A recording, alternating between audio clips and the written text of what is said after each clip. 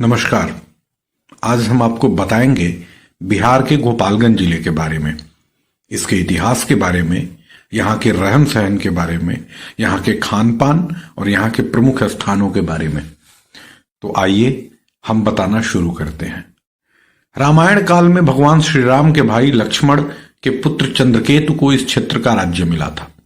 उन्होंने इस क्षेत्र में मल्ल युद्ध करने वाले योद्धाओं को बढ़ावा दिया, जिसके कारण इस भूभाग का नाम मल्ल पड़ा। तब गंडक नदी के उत्तर का भाग अर्थात चंपारण विदेह राज्य के अंतर्गत आता था। महाभारत काल में भी यह क्षेत्र मल्ल महाजनपद के नाम से जाना जाता था। युधिष्ठिर के राजसूय यज्ञ के समय भीम ने मल्ल शासक को पराजित करके इसे अपने राज्य का हिस्सा बनाया था। 11वीं शताब्दी में इस क्षेत्र पर चेरो राजवंश का शासन हुआ, जिसके प्रमाण दिघवा दुबौली में अब भी मिलते हैं। 13वीं शताब्दी के बाद यह क्षेत्र मुस्लिम शासकों के अधीन आ गया। गोपालगंज के आधुनिक इतिहास की बात करें तो यही वह धरती है जहां अंग्रेजों के विरुद्ध पहला स्वतंत्रता संग्राम छेड़ा गया था। हुसेपुर रियासत के महाराज फतेह बहादुर शाही ने सन 1764 में अंग्रेजों के विरुद्ध छापामार युद्ध की शुरुआत की और उन्हें यहां से मार भगाया था। अगले 40 वर्षों तक यह क्षेत्र आजाद रहा।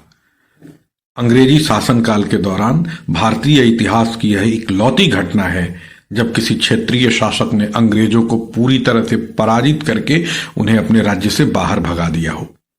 महाराज फतेह बहादुर शाही की मृत्यु के बाद ही अंग्रेज इस क्षेत्र में प्रवेश कर सके थे। भोरे के पास हुसेपुर में महाराज फतेह बहादुर शाही के राजमहल के खंडहर अब भी उस महान काल की गवाही देते हैं। गोपालगंज शहर के बारे में आपको बताते चले कि 19वीं सदी के अंत तक यहां एक छोटा सा गांव हुआ करता था।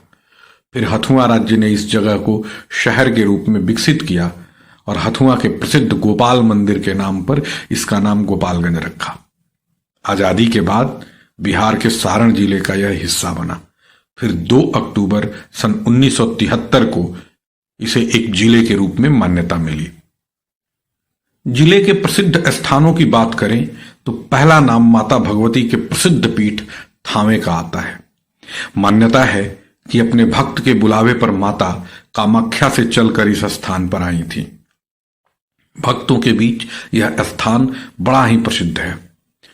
देश भर से लोग माता का दर्शन करने आते हैं और नवरात्रि में यहां आने वालों की संख्या लाखों में होती है। यहां बनने वाली मिठाई पणुकिया दुनिया भर में प्रसिद्ध है।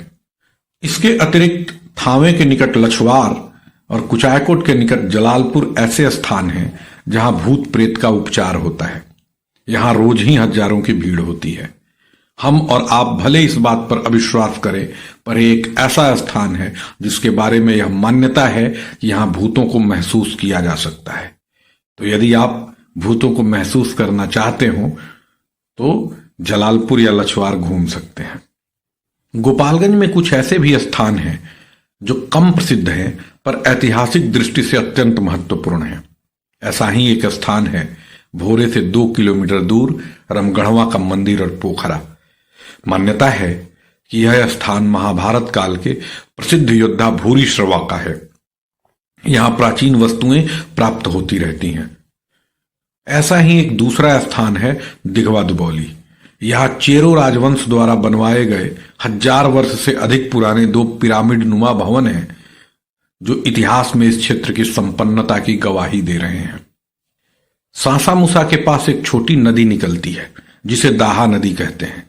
यह नदी किसी बड़ी नदी या किसी दूसरे जलस्रोत से नहीं निकलती, बल्कि सासा मूसा के चंवर से ही निकलती है। मान्यता है कि जब भगवान राम की बारात लौट रही थी तब माता सीता को यहां प्यास लगी। उन्हें जल पिलाने के लिए लक्ष्मण जी ने धरती में वाण मारा और उससे जो धारा उत्पन्न हुई वही आज नदी के रूप में बहती है। गोपालगंज आज बिहार के सबसे संपन्न और शिक्षित जिलों में गिना जाता है। स्त्री पुरुष लिंगानुपात के मामले में यह देश का आदर्श जिला है। यहां 1000 पुरुषों पर 1000 स्त्रियां हैं। यहां के युवक अरब देशों में कमाने के लिए अधिक संख्या में जाते हैं और अरब देशों से आने वाले विदेशी पैसे के मामले में यह जिला देश में पहले स्थान पर आता है। तो आज के लिए इतना ही। अगले वीडियो में हम किसी दूसरे टॉपिक पर बात करेंगे। हमारा यह वीडियो कैसा लगा हमें कमेंट बॉक्स में अवश्य बताइए, और हमारे चैनल को आप लाइक या सब्सक्राइब कर सकते हैं। बहुत बहुत धन्यवाद।